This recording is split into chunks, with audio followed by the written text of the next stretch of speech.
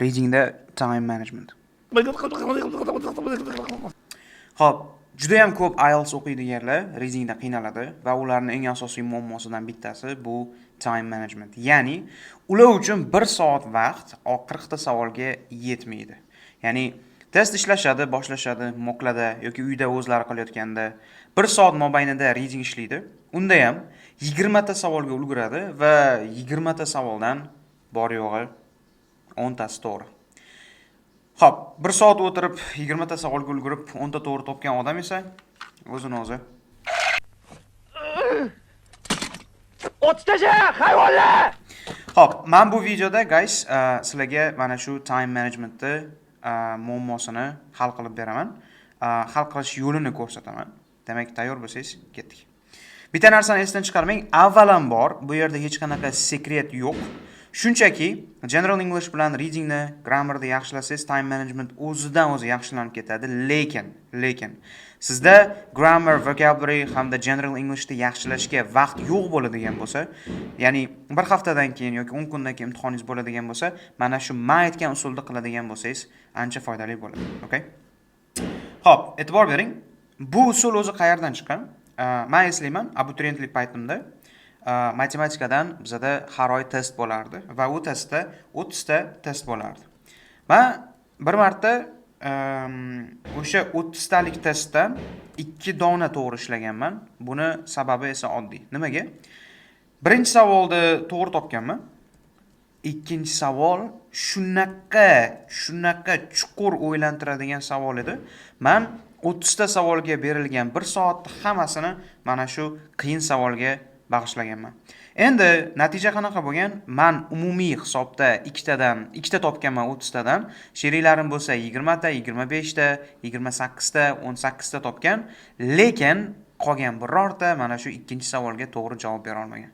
Va o'sha payti o'qituvchim meni urishgan. Nimaga sen bunaqa kallang bilan 30 tadan 2 ta ishlading desa, lekin men ikkinchi savolni to'g'ri ishladim deganimda o'qituvchimiz bizga tushuntirib bergandi.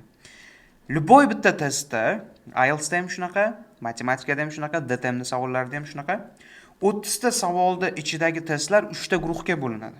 Okay?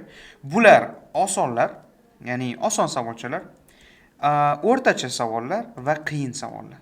Va bularni kelishi joyi aniq emas. Ya'ni xuddi hozir ko'rganingizdek, ikkinchi savolda ham qiyini kelishi mumkin. Tushunyapsizmi? Yoki bo'lmasa oxirida kelishi mumkin yoki boshida kelishi mumkin. O'qituvchimiz bizda o'sha payt aytgan: "Ishlay olganingni ishla, ishlolmaydiganingni oxiriga tashab qo'y." Men uni ishlolmasligimni qayerdan bilaman? Qarayapman, bittada kelmayapti, bittada tishim o'tmayapti, demak men uni tashab ketishim kerak. IELTS readingda ham buni o'zining yo'llari bor. Demak, qarang. IELTS readingda, masalan, oddiygina mana Cambridge bo'ladigan bo'lsa, sizda 40 ta savol bor, to'g'rimi? 40 ta savol bor. Endi o'ylab ko'ring. Agar siz Passage 1 ni ishlatgan paytingizda mana bu 5-savol sizga sal qiyinlik qiladigan bo'lsa, 5-savolni to'g'ri topaman deb 10 daqiqangizni 5 ta o'ziga sarflasangiz, ana u 10 daqiqaning ichida keyingi passagelardan 4 ta yoki bo'lmasa 5 ta savolga to'g'ri javob topishingiz mumkin edi. Tushunyapsizmi? Ya'ni bu yerda ne только vaqt, balki energiya ham ketadi, guys. Qarang, e'tibor bering.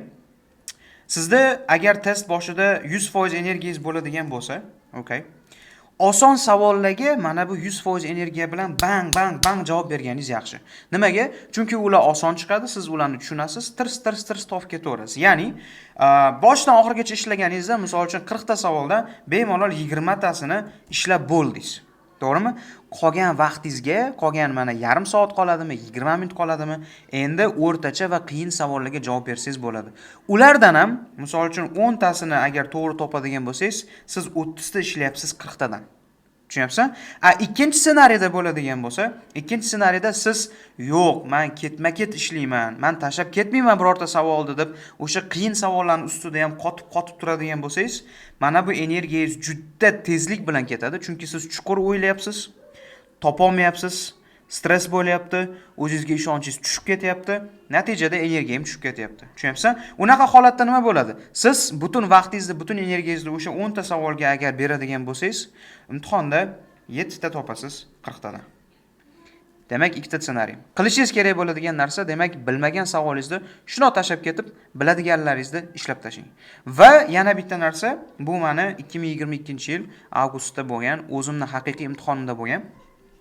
Agar bilmagan savolingizni tashab ketsangiz, tekstni davomini o'qiyotgan paytingizda, qolgan to'g'ri javoblarni topayotgan paytingizda, mana bu miyada baxt gormonlari o'zidan o'zi chiqadi, o'zingizga ishonchingiz ko'payadi-da, ana u bilmagan savolingiz ham esingizga keladi. Menda shaxsan shunaqa bo'lgan. Nimaga? Ikkilanganman, o'ylaganman, to'xta keyinroq qilaman, shundoq tashab ketganman. Passage 2 dagi headinglarni, passage 3 da oxirgi savollarni ishlatganimda miyaga dup-puti urgan.